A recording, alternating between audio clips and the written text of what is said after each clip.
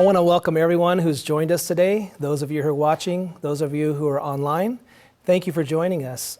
This is a special update because prophecy has told us that the final movements will be rapid ones, and things are happening very quickly, and we want to give you a bite-sized, concise overview of what events are coming up and how that compares with prophecy. So before we begin, let's have a word of prayer. Our gracious and heavenly Father, you are so wonderful to have shown us in advance what is yet to take place so that we can be prepared, we won't be afraid, we don't need to be in fear, and we can know that you will take care of us and protect us because of your promises. So bless us now, speak through me that the audience, the viewers will have the truth as it comes from you. We pray these things in Jesus' name, amen. So let me first give you an introduction to what prophecy has said a number of years ago, and we'll compare that with what is actually happening today. So a long time ago, well, probably about 100 years ago, Ellen White wrote in The Spirit of Prophecy that we are standing upon the threshold of great and solemn events. The whole earth is to be lightened with the glory of the Lord as the waters cover the channels of the great deep. Prophecies are being fulfilled, and stormy times are before us. You know, many smiled and would not believe us when we told them maybe 20 and 30 years ago that the Sunday law would be urged upon all the world, and a law would be made to compel its observance and force the conscience. We see it being fulfilled, and all that God has said of the future will surely come to pass. Not one thing will fail of all that he has spoken. She goes on to say that Protestantism is now reaching hands across the gulf to clasp hands with the papacy, and a confederacy is being formed to trample out of sight the Sabbath of the fourth commandment. Men have become bold in their transgression. You can see wickedness on every side. The wickedness of the inhabitants of the world has almost filled up the measure of their iniquity. And the substitution of the laws of men for the law of God, the exaltation by merely human authority of Sunday in place of the Bible Sabbath, is the last act in the drama. And when this substitution becomes universal, God will reveal himself. He will arise in his majesty to shake terribly the earth. So what did we see so far? We saw that there is going to be a confederacy. Men are bold in their transgression. We see wickedness just fruitful, just happening everywhere we see. In the last act in the drama before Jesus comes is a universal Sunday law. She says in 9 Testimonies, page 11, that the agencies of evil are combining their forces and consolidating. They're combining their forces and consolidating. They are strengthening for the last great crisis, and great changes are soon to take place in our world. And the final movements will be rapid ones. So let's take a look at what is actually happening. If we look at the current news, it says on the Vatican website that Pope Francis will intervene in the G7 summit in Italy's southern Puglia region in the session devoted to artificial intelligence. This is happening this month, June 13th to the 15th in Borgo Egnazia, Italy. This is happening. So what is that all about? Who is the G7? The G7, if most of you don't know who they are, is the group of 7 industrialized nations in the world, the biggest nations in the world, the most powerful nations who are industrialized. So who are they? They are the United States, Canada, France, the United Kingdom, Germany, Italy, and Japan. And so this G7 summit is primarily put together to call for an agreement. So what did prophecy just tell us would happen? Told us that they are consolidating and gathering their forces together, strengthening themselves for the final act in the drama.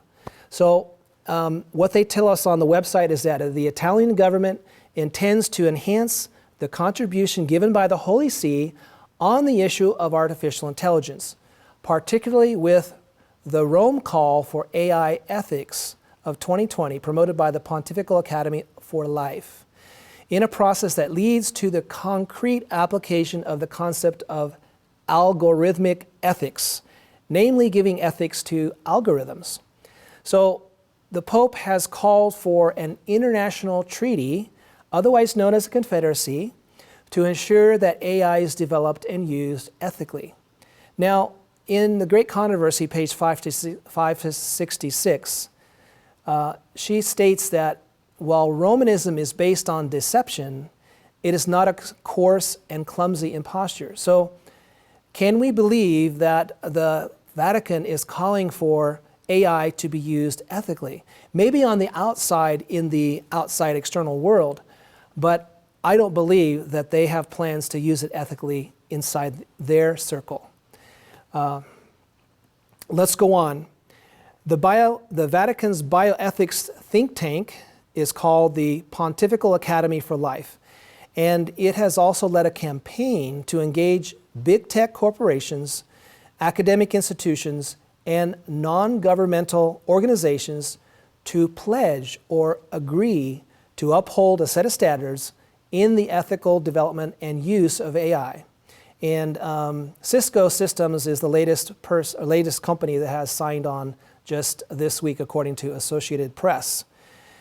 The gospel is now resolutely opposed on every hand, and never was the confederacy of evil greater than at the present time. So we see the G7 summit that is coming up. They're looking to confederate on how they're going to use AI. And you know, AI is, I believe the plan there is to use it universally, worldwide, so that they can control every single person on the planet. Can you imagine if that was up to just individuals where they had to monitor, let's say, a group of people? You'd have to have thousands and thousands, hundreds of thousands of people to manage the entire planet. But with artificial intelligence, you can do that with just a massive set of computers or a farm of computers. AI could keep track of every single individual and punish them for not doing what they want them to do, and prevent them from doing things, shut off their bank accounts, everything automatically based on algorithms. So this is what's coming up, folks. In further writings of Ellen White, she says the spirits of darkness combined with human agencies set themselves firmly against the commandments of God. So they're going to set themselves against the fourth commandment of God, which is the Sabbath worship. They confederate together to make of no effect the law of God.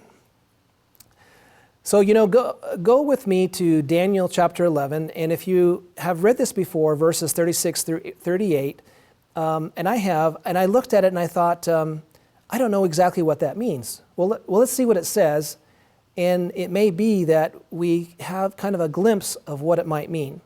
So in Daniel 11:36, it says, and the king, or the king of the north, in this case we know it's the Pope that's being talked about, he shall do according to his will and shall exalt himself. And then in verse 37 it says, neither shall he regard the God of his fathers, nor the desire of women, nor regard any God, for he shall magnify himself above all.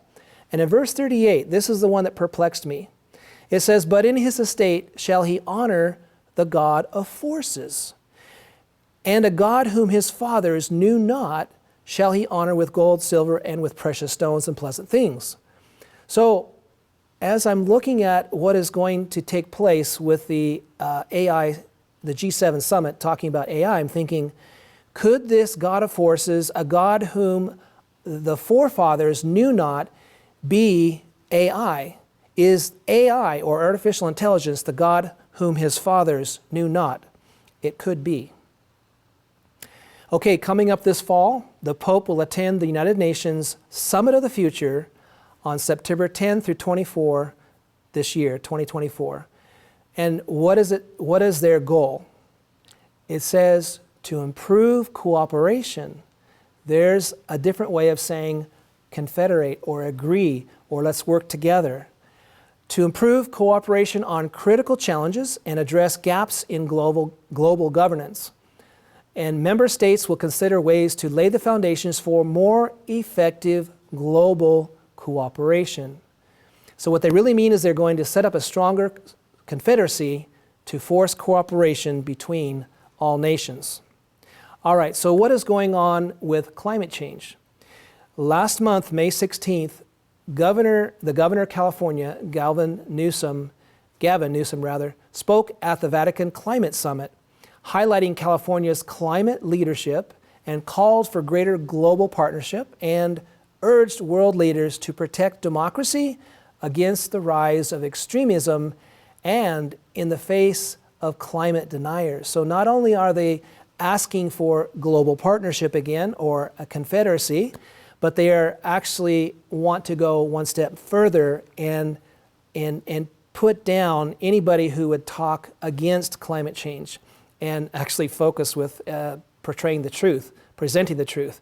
And they want to pass laws against climate deniers, they call them.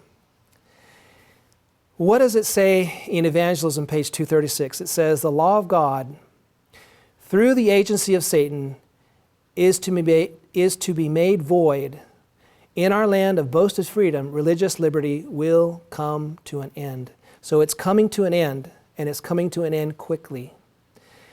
In Wikipedia, it says that Christian nationalists focus more on internal politics, such as passing laws that reflect their view of Christianity, and in countries with a state church, Christian nationalists, in seeking to preserve the status of a Christian state, uphold what's called an anti-disestablishmentarianism position.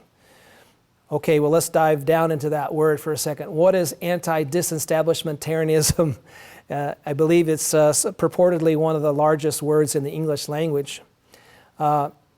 This word, anti-disestablishmentarianism, is a position that it advocates that a state church or the established church should continue to receive government patronage rather than be disestablished or be separated from the state. The Christian nationalists, promote religious or Christian discourses in various fields of social life, from politics and history to culture and science, with respect to legislation. And for example, they say in Wikipedia that Christian nationalists advocate Sunday blue laws.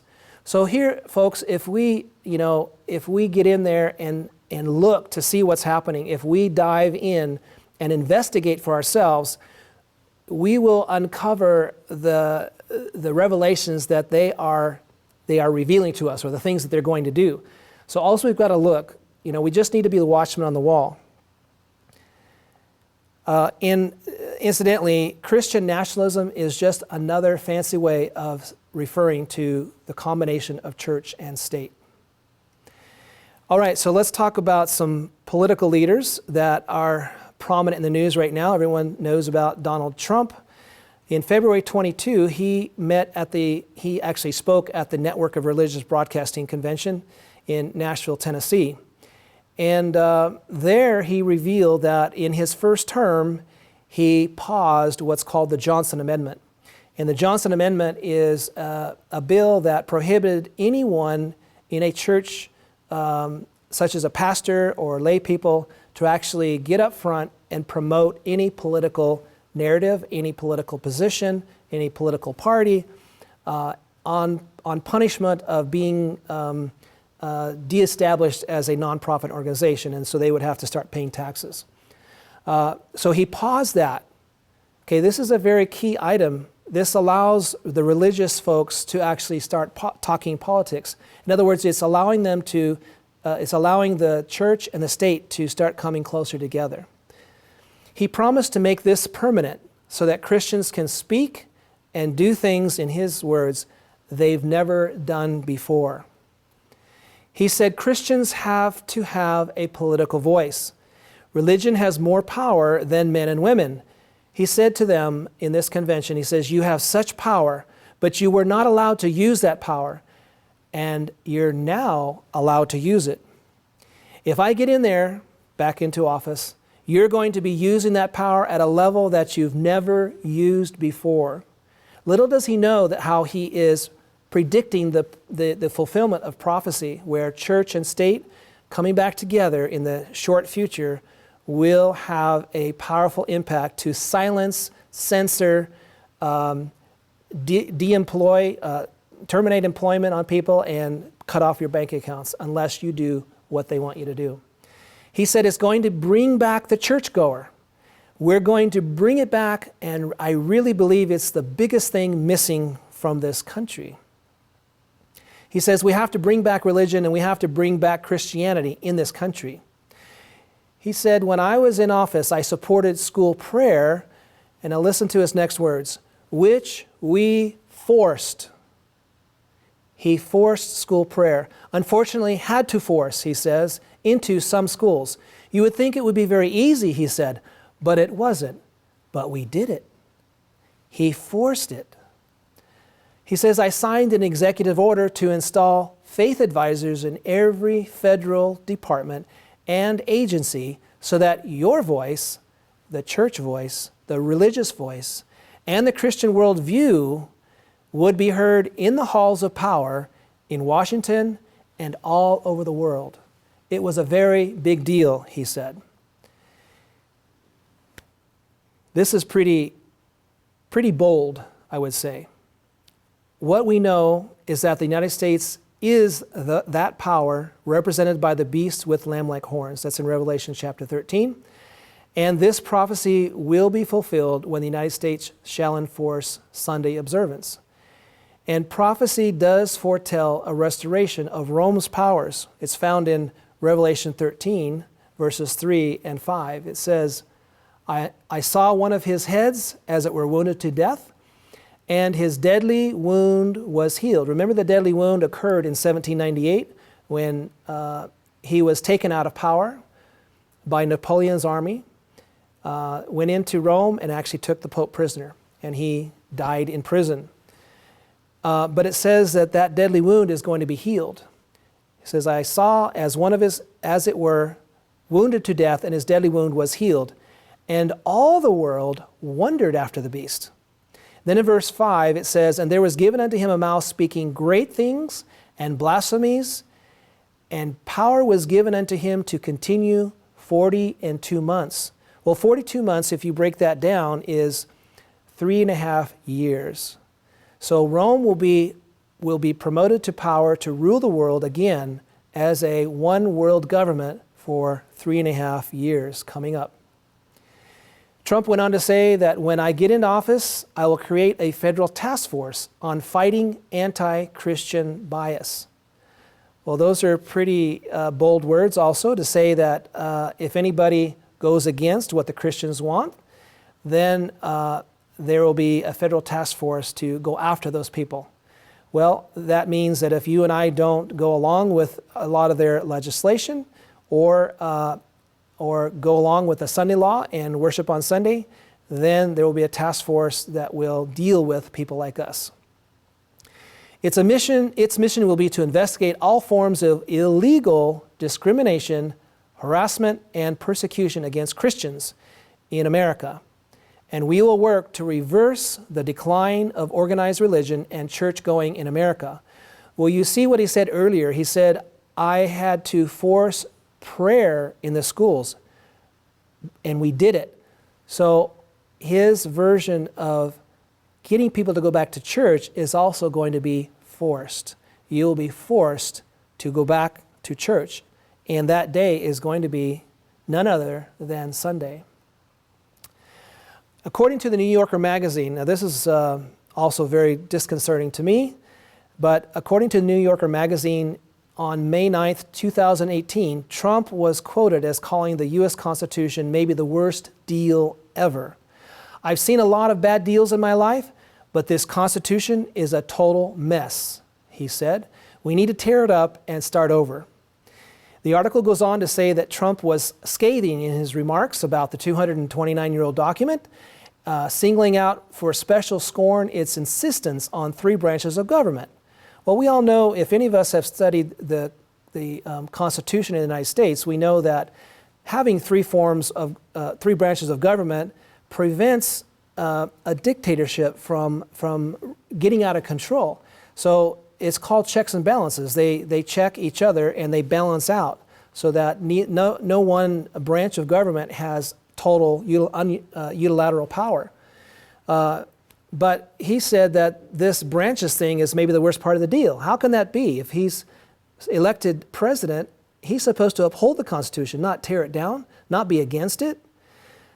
He says the first thing we do when we pull out of the Constitution is get rid of those two branches. And you know what it says in 5 Testimonies, page 451? It says, by the decree enforcing the institution of the papacy, which is Sunday, in violation of the law of God, our country shall repudiate every principle of its constitution as a Protestant and Republican government. So we see that Trump is fulfilling prophecy.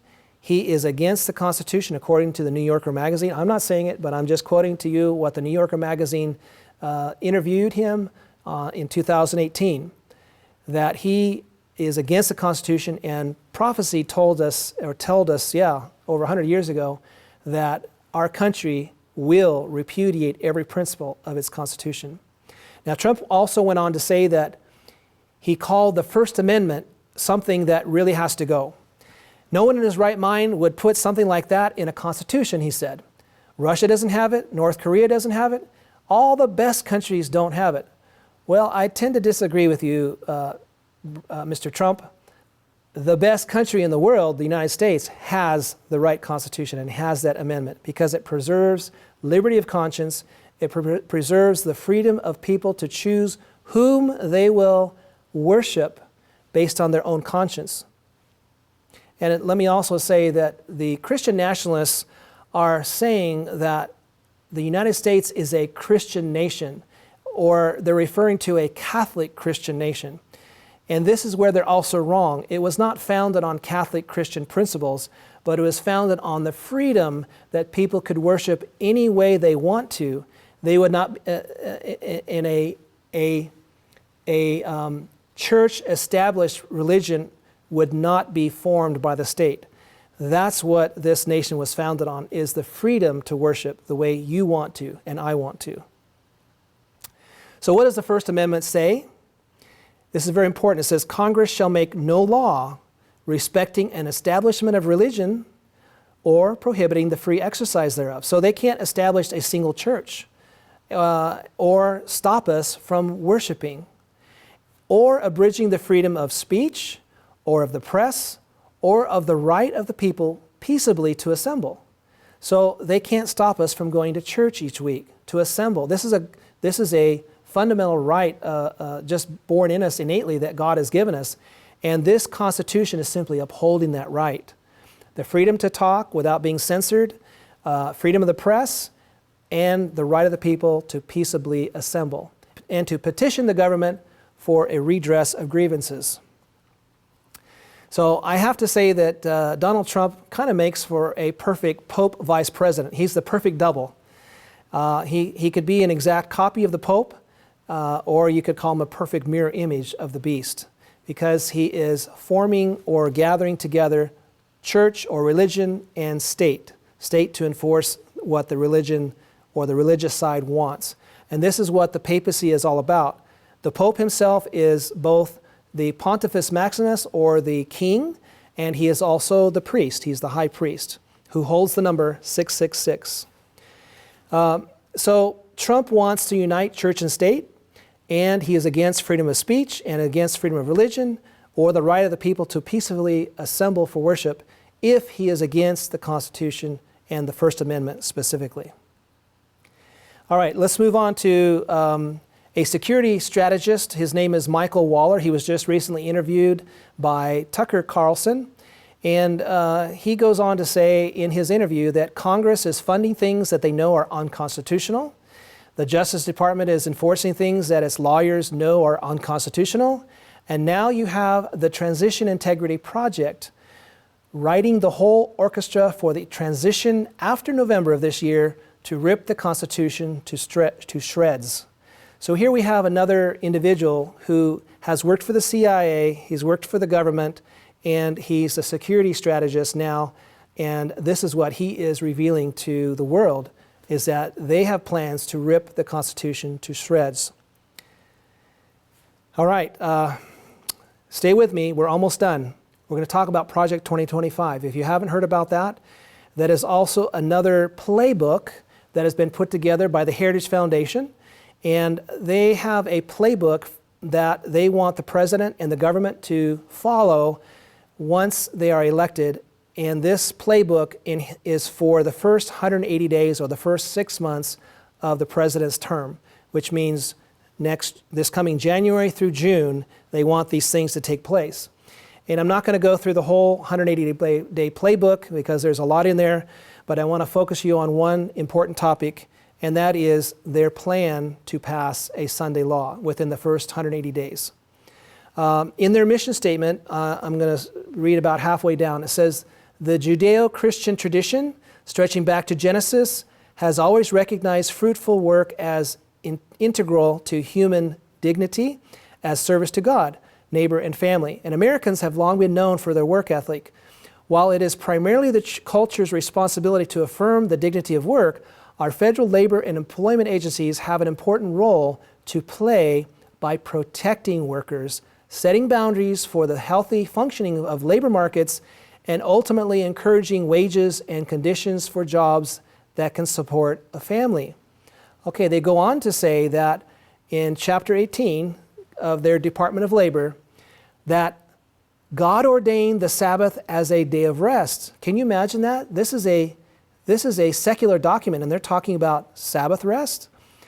God ordained the Sabbath as a day of rest, and until very recently, the Judeo-Christian tradition sought to honor that mandate by moral and legal regulation of work on that day.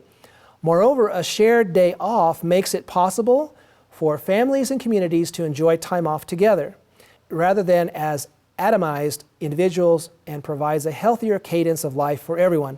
Unfortunately, that communal day of rest has eroded under the pressures of consumerism and secularism, especially for low-income workers. They go on to say that Congress should encourage communal rest by amending the Fair Labor Standards Act, or FLSA, to require that workers be paid time and a half for hours worked on the Sabbath. That day would default to Sunday, except for employers with a sincere religious observance of Sabbath at a different time, for example, Friday sundown to Saturday sundown. The obligation would transfer to that period instead. So what are they really saying here? They're saying we want to pass a Sunday law. We're going to accommodate those such as Seventh-day Adventists or Seventh-day Baptists, or those people who believe sincerely in the fourth commandment, which has never been changed, that the true Sabbath is from Friday sundown to Saturday sundown. They will accommodate them. But this, as we know, is only so they can get their foot in the door, and that provision will be ultimately taken away or discarded or eliminated. All right, so let's recap what we just covered. In summary, the G7 summit in June is to confederate everyone on the use of AI, and this will be led by the Pope. Big Tech has signed an agreement already with the Vatican that they will follow that mandate. The United Nations in September is holding the Summit of the Future to set up stronger confederacies among the nations of the earth. The Pope will be coming to New York for that summit. Climate change is being pushed as the cause of weather crisis, and taking a day off on Sundays is the solution. And they believe they must punish the dissenters. Christian nationalists, they are pushing their worldview of Catholic Christianity and are advocating a Sunday law in 2025. We read about Trump saying that Christians will have a political power they've never used before. We will bring back the churchgoer. We will use force to do it. And according to the New Yorker magazine, Trump is against the U.S. Constitution, and he wants to unite church and state by eliminating the First Amendment. Project 2025 has as one of its first 180-day goals to establish a Sunday law. This is by June 2025. So what I have just shown you is proof that we are here. We have arrived at the future. The future is here. The things that were prophesied hundreds of years ago are now taking action and are occurring. So we are at the very end of time predicted by God through the prophetic pages of Scripture. We don't need timelines anymore. We don't need them anymore. We no longer need a chronology to show us that this time is soon to arrive, because we have arrived. People who are against time setting can relax now. You guys can relax. There's no need to accuse your brethren of time setting. There's no more time setting needed, because these events show us that we are here. So what else are you waiting for to get prepared for what is to come upon the world as an overwhelming surprise? A great crisis that people will be in terror of. Have you gotten out of the cities? This is probably the biggest key factor right now that you can do to prepare for the times coming up, because God is going to punish the cities. We know that. We see that in history. God punished Sodom and Gomorrah. He punished other cities, like he was going to punish Nineveh. And Jonah went there and warned the inhabitants of Nineveh, and he didn't punish them. This is in the Bible. Just look in the Bible to see what God will do to the wicked cities of the world. So get out of the city. Now is your chance to do that. Do you have a garden? When you can't buy and sell, when they've cut you completely off, what are you going to eat? How are you going to consist? We will be totally and completely cut off from the world. There will be nothing that we can do with the world's help. It'll have to be done solely by ourselves and by God's grace and His strength and His power and His provision. All right, so based on what we just saw, could you credibly say that great changes are very likely to occur this fall and next year? So I have to say that the USA is currently at a point of great change. It's a presidential election year. Revelation 13 tells us that the USA will lead the world and cause everyone to receive the mark of the beast. That's a big change.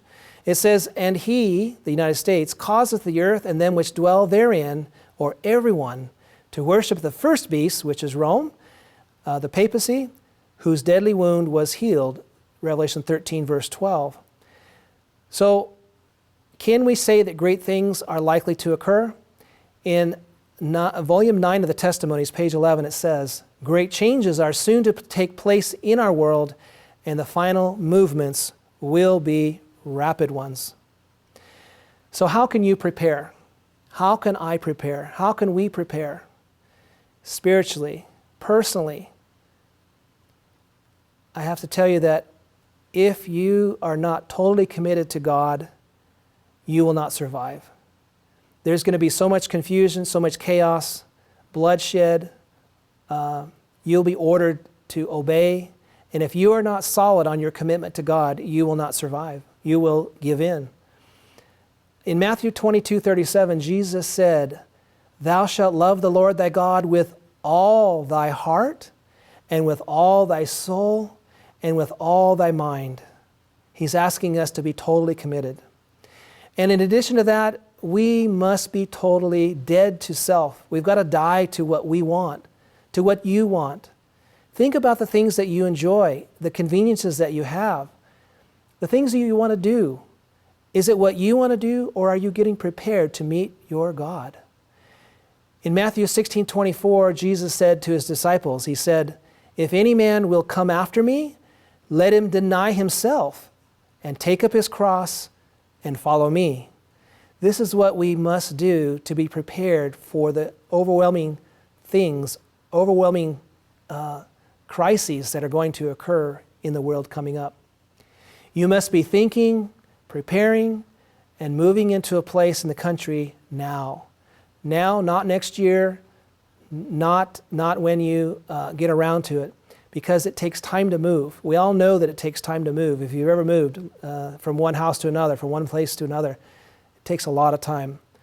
The actual Sunday law will be the last call to get out of the cities. It's not to prepare to get out, it's you've got to get out when the Sunday law is passed, because you must flee immediately or suffer the crises that await those cities. They're going to be destroyed. They're going to have terrible things that happen to them. And God has been gracious to give us a warning message to get out now before it's too late, so that we don't have to incur the destruction and the calamities and the things that are going to happen in those cities. So the last verse I have for you from Spirit of Prophecy comes from Volume 6 of the Testimonies, page 195. Before the overflowing scourge shall come upon the dwellers of the earth, the Lord calls upon all who are Israelites indeed to prepare for that event. So before the overflowing scourge comes, we must prepare for it. Now's the time to do it. To parents, he sends the warning cry, gather your children into your own houses. Gather them away from those who are disregarding the commandments of God, who are teaching and practicing evil. Get out of the large cities as fast as possible. So this is our warning message today. May God bless you. May God help you. May God give you wisdom to move quickly, and may He show you the place where you need to go. All right, that's it for today's update. We will have more as updates fulfill prophecy and as we see them. God bless.